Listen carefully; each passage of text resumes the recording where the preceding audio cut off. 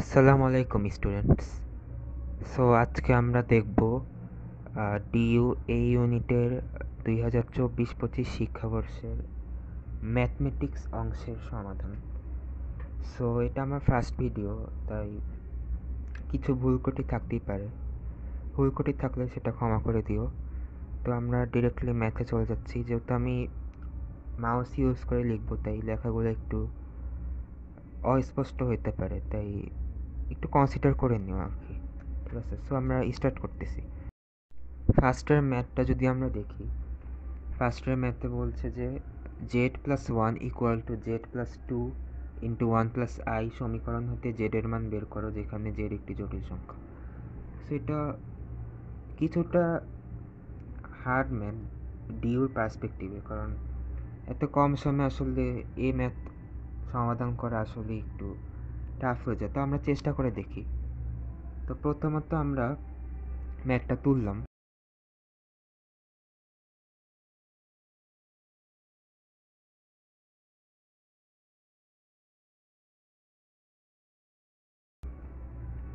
তোলার পরে এখন আমরা যে কাজটা করব যে 2টাকে 1 + i এর সাথে গুণ করে দিব। 2টাকে 1 + i এর সাথে গুণ করার পরে আমরা লেফট হ্যান্ড সাইডে z+1 আর রাইট হ্যান্ড সাইডে z+2 + 2i পাচ্ছি। এরপর উভয় পক্ষকে আমরা বর্গ করে দিব। এখানে মডুলাস নিয়ে কোনো চিন্তা করার কারণ নেই, কারণ এখানে যদি আমরা বর্গ করে দিই তাহলে মডুলাস অটোমেটিক চলে যাবে। সো মডুলাস থেকে এখানে ঘাবড়ানোর কিছু নেই।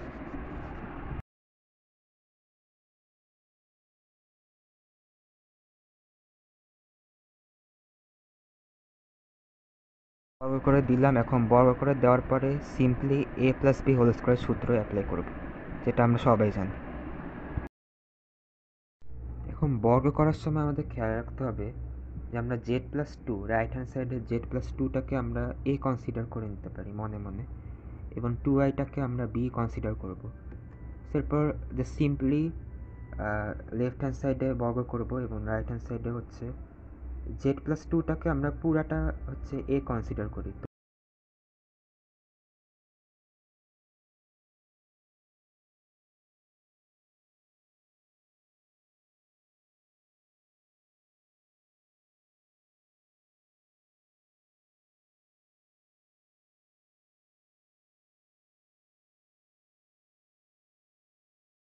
z+2² + 2 × z+2 × 2i = -4 কেন? i² = -1 এবং 2 এর স্কোয়ার হচ্ছে 4, তো -1 × 4 হচ্ছে -4। সো এটাই আমরা রাইট হ্যান্ড সাইডে লিখলাম। তো এখন জানো কি করা লাগবে, যে এখন জাস্ট z+2টাকে আমরা আবার ভাঙবো, ভেঙে a+b² সূত্রে বসাবো, z² + 4z + 4 আর 2 × 2i, এই দুইটা গুণ করলে হয় 4i। 4iকে আমরা z+2 এর সাথে গুণ করব। তো এরপর যদি গুণ করি তাহলে হয় 4iz আর 8i হয়, কারণ 4 দুগুণে 8 আর -4।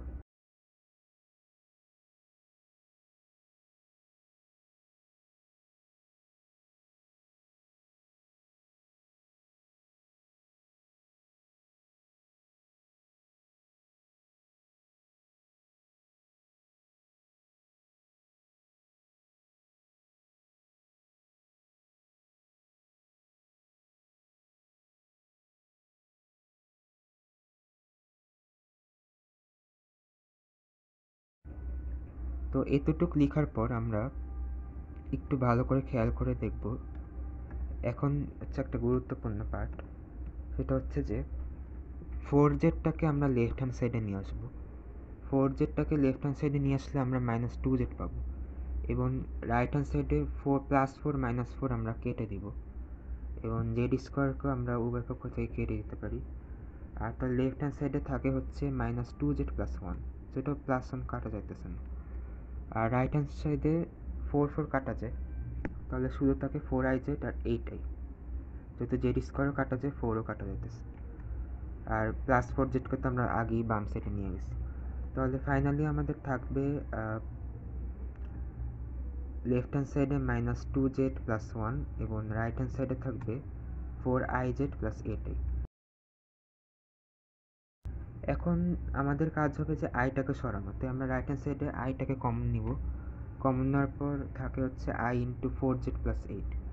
এখন তো জানোই কী করা যাবে, যে i² = -1, তো আমাদের কি স্কোয়ার করা যাবে, তা আবার উভয় পক্ষকে স্কোয়ার করবো। সো উভয় পক্ষকে স্কোয়ার করলে just simply a + b whole square সূত্রে বসাই দিব। লেফট হ্যান্ড সাইডে আমরা লিখতে পারি 4z² - 4z + 1, আর রাইট হ্যান্ড সাইডে মাইনাসটাকে পরে গুণ করব। আগে ভিতরে a + b হোল স্কোয়ার সূত্রে বসাই নিই। তো ভিতরে বসাইলে আমরা পাইতেছি 16z² + 64z + 64। এখন মাইনাসটাকে গুণ করে দিই এবং গুণ করার পর আর কি, জাস্ট -16z² পাবো, এটাকে লেফট হ্যান্ড সাইডে নিলে হয় 20z²। এরপর পাবো -64z, এটাকে যদি লেফট হ্যান্ড সাইডে নিই তাহলে হয় 60z, এবং শেষে পাবো আমরা -64। এটাকে যদি আমরা লেফট হ্যান্ড সাইডে নিই তাহলে আমরা পাবো 65। এখন যে কাজটা করো, আমাদের বলছে যে জেড একটি জটিল সংখ্যাটা দেখাইতে। সো এখন আমরা যেহেতু আমাদের ডিউতে ক্যালকুলেটর নিতে দেয়নি, সো এখন আমরা ওই সূত্রটা খাটাবো যে -b ± √b² - 4ac / 2a। এই সূত্রটা খাটাইলে আমরা জেডের দুইটা ভ্যালু পাবো।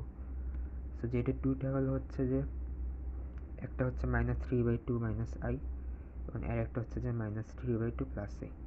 সেটাই আমাদের প্রমাণিত হয়ে গেল যে জেড একটি জটিল সংখ্যা, এর মাধ্যমে প্রমাণিত হয়ে গেল। আচ্ছা, এখন যদি আমরা সেকেন্ড কোশ্চেনটার দিকে তাকাই, এখানে দুটো বৃত্তের সমীকরণ দেওয়া আছে। বলছে যে প্রথম সমীকরণ এবং দ্বিতীয় সমীকরণ বৃত্তদ্বয় পরস্পরকে স্পর্শ করে, স্পর্শ বিন্দুটির স্থানাঙ্ক বের করতে বলছে। তো ফার্স্ট অফ অল আমরা স্পর্শ বিন্দুর স্থানাঙ্ক যত বের করা লাগবে, তো প্রথমে আমরা বৃত্তের সমীকরণ দুটো লিখি। লিখার পরে প্রথমটাকে 1 নাম্বার দিই এবং দ্বিতীয়টাকে 2 নাম্বার দিই।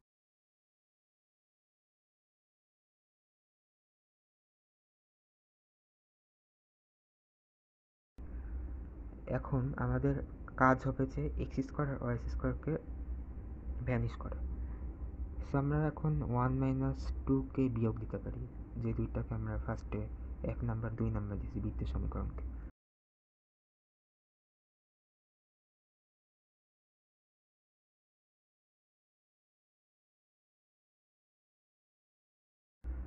সো বিয়োগ দিলে আমরা পাই 6x + 12y - 6 = 0।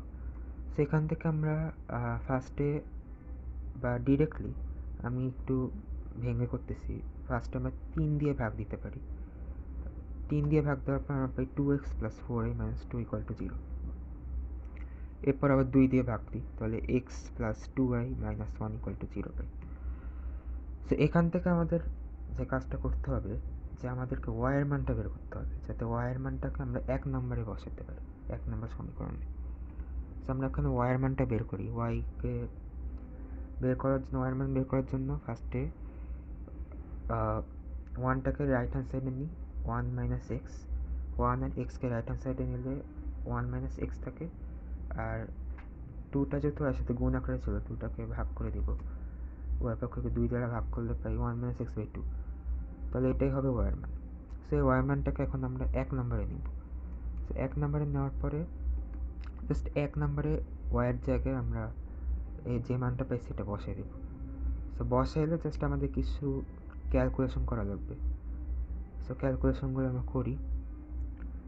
এটা সিম্পল ক্যালকুলেশন, যে কেউই পারবে, দেখলেই বুঝবে যে এখানে নিচে 4 আসবে।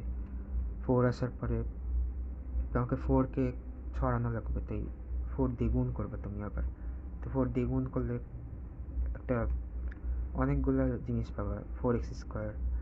এরপরে তোমার পাবা +1 - 2x + x²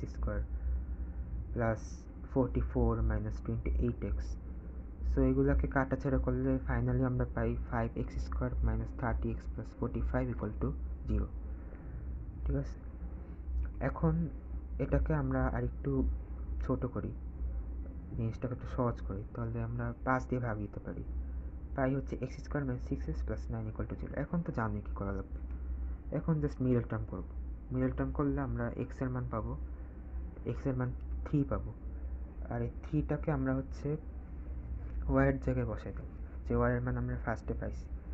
তো simply just 1 minus x by 2, এখানে আমরা এক্স এর মান 3 বসাই ফেললে, যদি বসাই তাহলে আমরা পাবো হচ্ছে 1 মাইনাস 3 বাই 2। এখন তো জাস্ট 1 থেকে মাইনাস 3 বাদ করে থেকে মাইনাস 2, আর নিচে 2 দ্বারা ভাগ, তাহলে মাইনাস 1। তাহলে ফাইনালি আমরা পাইতেছি যে y ইকুয়াল টু মাইনাস 1 আর x ইকুয়াল টু 3, অর্থাৎ x ইকুয়াল টু 3 আর y ইকুয়াল টু মাইনাস 1, এই দুইটাই হচ্ছে স্পর্শবিন্দুর স্থানাঙ্ক বা কোঅর্ডিনেট। সিম্পল।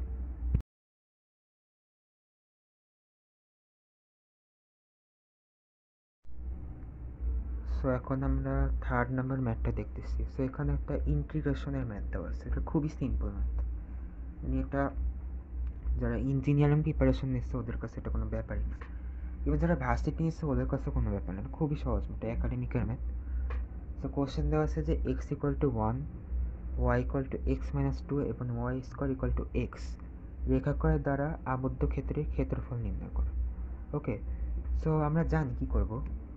ফার্স্টে আমরা কি কি দেওয়া আছে এগুলো লিখবো, লেখার পরে আমরা জাস্ট তৃতীয় নাম্বার ইয়েটার দিকে তাকাবো, সমীকরণটার দিকে তাকাবো। এখানে দেওয়া আছে হচ্ছে y square equal to x, তো এখানে আমরা দেখা যেতেছে যে y equal to x minus 2 দেওয়া আছে অলরেডি। তো আমরা তৃতীয় নাম্বার সমীকরণে ওয়াইয়ের জায়গায় এক্স মাইনাস 2টা বসাই দিব, এবং রাইট হ্যান্ডের সাইডে এক্স থাকবে। এখন আমরা কেন বসাইলাম, কারণ আমাদের এক্স এর মান বের করতে হবে, কারণ এক্স এর মান বের না করতে পারলে আমরা লিমিট বসাতে পারবো না, আর লিমিট ছাড়া তো আমরা জানি যে ক্ষেত্রফলের ম্যাথ করা সম্ভব হবে না। সো আমরা ওয়াইয়ের মানটা বসানোর পর পাই হচ্ছে x minus 2 square equal to x. তো এখান থেকে সিম্পলি জাস্ট একটা, যদি আমরা এখানে এ মাইনাস বি হোল স্কোয়ার সূত্র বসাই দিই, তাহলে আমরা এখানে ফাইনালি পাবো x square minus 5x plus 4 equal to 0। তো এখান থেকে আমরা এক্স দুইটা মান পাবো, একটা হচ্ছে যে এক্স ইকুয়াল টু 4, একটা হচ্ছে এক্স ইকুয়াল টু 1। সো এখন ক্ষেত্রফল সিম্পলি বের করে ফেলবো লিমিট দিয়ে 1 থেকে 4 পর্যন্ত, এবং আমরা জানি ক্ষেত্রফলের ক্ষেত্রে আমরা এক্স ডিএক্স করতে পারি বা ওয়াই ডিএক্সও করতে পারি। তো এখন আমরা ওয়াই ডিএক্স দিয়ে করতেছি, সো ওয়াই ডিএক্স দিয়ে করতেছি, তাই মানে আমাদের ওয়াইয়ের মানটা বের করতে হবে। তো আমরা এখানে ওয়াইয়ের দুইটা মান পাইতেছি, তো প্রথম মানটা বসাই দিলাম, এটা হচ্ছে ওয়াই রুট এক্স, দেওয়া ছিল y square equal to x, y square equal to x. তো আমরা জাস্ট স্কোয়ারটাকে ওই পাশে নিয়ে গেছি, তাহলে ওটা রুট হয়ে গেছে, তো y equal to root x, আর মাইনাস হচ্ছে এক্স মাইনাস 2। এখন যারা ইন্টিগ্রেশন ভালো পারে ওদের কাছে এটা কোনো ব্যাপারই না, কারণ ইন্টিগ্রেশনের প্রথম সূত্র অনুযায়ী আমরা জানি যে যদি এক্স এর উপর পাওয়ার থাকে সে পাওয়ারটা 1 করে বাড়ে, আর ডিফারেন্সিয়েশনের ক্ষেত্রে 1 করে কমে। সো রুট ওভার এক্স, এটা মানে কি এক্স এর উপর হাফ পাওয়ার আছে, তো হাফ 1 করে বাড়বে, তো হাফ 1 করে বাড়লে 3/2 হয়, তো নিচেও 3/2 আর উপরে এক্স টু দি পাওয়ার 3/2। আর এরপরে আমরা দেখতে পাইতেছি যে মাইনাস এক্স মাইনাস 2, তো এটা মাইনাস এক্স হবে আর প্লাস 2 হবে, তো এক্সকে ইন্টিগ্রেশন করলে হয় এক্স স্কোয়ার ডিভাইডেড বাই 2, আর অবভিয়াসলি মানে প্রত্যেকটার ক্ষেত্রে লিমিট বসবে। সো এরপরে এক্সকে ইন্টিগ্রেশন করলাম আর থাকে প্লাস 2, তো 2কে তো ইন্টিগ্রেশন করা যাবে না, 2 তো একটা ধ্রুবক সংখ্যা, মানে 2 এর সাথে কিন্তু আমরা জানি যে যদি কোনো ধ্রুবকের সাথে কিছু না থাকে ইন্টিগ্রেশনের ক্ষেত্রে, তার সাথে অবশ্যই এক্স থাকবে। তো এক্স আছে এখানে, এক্স টু দি পাওয়ার 0 আছে, এক্স টু দি পাওয়ার 0 মানে 1, তো এখানে যদি আমরা প্লাস 2কে ইন্টিগ্রেশন করি তাহলে আমরা পাবো শুধু 2x, তো 2 তো বাইরে থাকবে, আর এক্সকে ইন্টিগ্রেশন করলে আমরা পাবো এক্স টু দি পাওয়ার 0কে যদি ইন্টিগ্রেশন করি তাহলে আমরা পাবো এক্স ডিভাইডেড বাই 1। ঠিক আছে, তো 1 লিখলেও পারো না লিখলেও পারো, তো নিচে থাকবে 1 আর লিমিট আমরা বসাই দিব 1/4। সে পুরাটাকে যদি আমরা ফাইনালি ক্যালকুলেশন করি তাহলে আমরা রেজাল্ট পাবো 16/19/6 SU বা। আচ্ছা, এখন যদি আমরা লাস্টের ম্যাথটার দিকে তাকাই, তো লাস্টের ম্যাথ ডিউতে বলছে একটা টাওয়ারের ম্যাথ দেওয়া আছে, এটা হচ্ছে গতিবিদ্যা চ্যাপ্টারের ম্যাথ। সো বলছে যে একটি টাওয়ারের উপর হতে মুক্তভাবে পড়ন্ত একটি বস্তু শেষতম সেকেন্ডে টাওয়ারের উচ্চতার 4/9 অংশ অতিক্রম করে। টাওয়ারের উচ্চতা বের করতে বলছে। এই সেম ম্যাথটা ইঞ্জিনিয়ারিং কোশ্চেন ব্যাংকে রুয়েটে কোন সালে জানি আসছিল, সো ওই ম্যাথটাই দিয়ে দিচ্ছে এবার ডিউতে। সো এটা তেমন একটা টাফ ম্যাথ না, আমরা একটা সূত্র জানি যে এনতম সেকেন্ডের ক্ষেত্রে কোনো বস্তুর অতিক্রান্ত দূরত্ব, সেই সূত্রটা হচ্ছে s equal to u plus half a 2t-1। তো এই সূত্র দিয়ে আমরা ম্যাথটা করব। এখন আমরা জানি যদি কোনো বস্তুকে কোনো হায়ার পয়েন্ট থেকে ফেলে দেওয়া হয় তাহলে স্থির অবস্থা থেকেই তো ফেলে দেওয়া হয়, তো এক্ষেত্রে বস্তুর আদিবেগ সবসময় 0 থাকে। তো আমরা যখন এখানে h বের করব, h এর জায়গায় আমরা অনেক সময় এই ম্যাথটাতে আমরা বেশিরভাগ জায়গায় h equal to half gt square লিখব, যেহেতু এটা স্থির অবস্থা থেকে ফেলানো হয়েছে। সেই জিনিসটা খেয়াল রাখতে। এখন ম্যাথ করার শুরুতে আমরা সূত্রটা বসাবো s equal to u plus half a 2t-1। এখন s এর জায়গায় আমরা বসাবো কি 4/9 equal to h, sorry 4/9 into h। এখন এটা কেন বসাবো, আমাদের বলছে কি দেখো শেষতম সেকেন্ডে টাওয়ারের উচ্চতার 4/9 অংশ অতিক্রম করে, মানে উচ্চতার 4/9 অংশ অতিক্রম করে। তাহলে আমরা এখানে s এর জায়গায় 4/9 h বসাবো, আর ইউ তো 0 থাকবে, আমি আগেই বলছি ইউ 0 থাকবে, ইকুয়াল টু হাফ জি হবে। জি কেন হবে, এখানে কিন্তু অভিকর্ষজ ত্বরণ কাজ করতেছে, তো এখানে জি হবে হাফ জি 2t-1। ঠিক আছে, এখন আমাদের এখানে টার্গেট হবে টি এর মান বের করা। এখন টি এর মান বের করতে হলে আমাকে এইচ এর জায়গায় টি বসাতে হবে। তো আমরা কি জানি h equal to u t plus half a t square, u তো 0, তাহলে ইউ 0 হলে হাফ জি টি স্কোয়ার হবে। তাহলে এখানে আমরা লিখতে পারি 4/9 half G T square equal to half G 2t-1। সেখানে আমরা যদি একটু ভালো করে ক্যালকুলেশন করি তাহলে আমরা ফাইনালি পাবো হচ্ছে 4t স্কোয়ার লেফট হ্যান্ড সাইডে এবং রাইট হ্যান্ড সাইডে পাবো 18t-9। এখন এটা আমরা পাইছি, এখন হচ্ছে জাস্ট -18t প্লাস 9, মানে 18t-9 ছিল রাইট হ্যান্ড সাইডে, সো এটাকে লেফট হ্যান্ড সাইডে নিয়ে নিই যাতে আমরা মিডল টার্ম করতে পারি। So 4t square minus 18t plus 9 equal to 0। So এখন আমরা এটাকে মিডল টার্ম করবো, তার আগে একটু ভাঙ্গাই নিতে পারি, না ভাঙ্গালেও সমস্যা নেই। তো আমরা এখন এটাকে মিডল টার্ম করাটা একটু টাফ হবে, কারণ দেখো এখানে অনেকভাবে ট্রাই করলেও তুমি মিডল টার্ম করতে পারবে না। এটা আমি এর আগে অনেক ট্রাই করছিলাম, সো এটা আসলে ক্যালকুলেটর ছাড়া সম্ভব নেই। ম্যাথটা যে কেন দিচ্ছে বা কেন যে এরকম ভ্যালু দিয়ে দিচ্ছে আমি ঠিক বুঝলাম না, যে ক্যালকুলেটর ছাড়া এই ম্যাথটা তুমি মিডল টার্ম করা অসম্ভব ব্যাপার। সো আমি এখানে মিডল টার্ম না করে সরাসরি ওই সূত্রটা আবার বসাই দিব, যে minus b equals to plus minus root over b square minus 4ac পি/2a। এখন এটা বসাই দিলাম। এখন এখানে যেহেতু এখানে -18 আছে তাই মাইনাস মাইনাস প্লাস হয়ে যাবে, +18 plus minus root over 18 square minus 4ac।